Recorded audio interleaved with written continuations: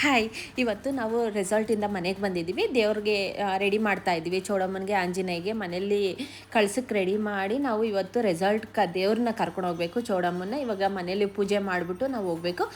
ಇವತ್ತು ಬಂದು ಹೊರಪೂಜೆ ಬಂದು 9:30ಗೆ, ನಾವು ಬೆಳಿಗ್ಗೆ 3 ಗಂಟೆಗೆ ಎದ್ದು ನಾವು ದೇವ್ರನ್ನ ನಮ್ಮ ಯಜಮಾನ್ರು ರೆಡಿ ಮಾಡಿ ನಾವು ಇವಾಗ 7:15 ಹೋಗ್ತಾ ಇದ್ದೀವಿ. ದೇವ್ರನ್ನ ಕರ್ಕೊಂಡು ಹೋಗ್ತಾ ಇದ್ದೀವಿ.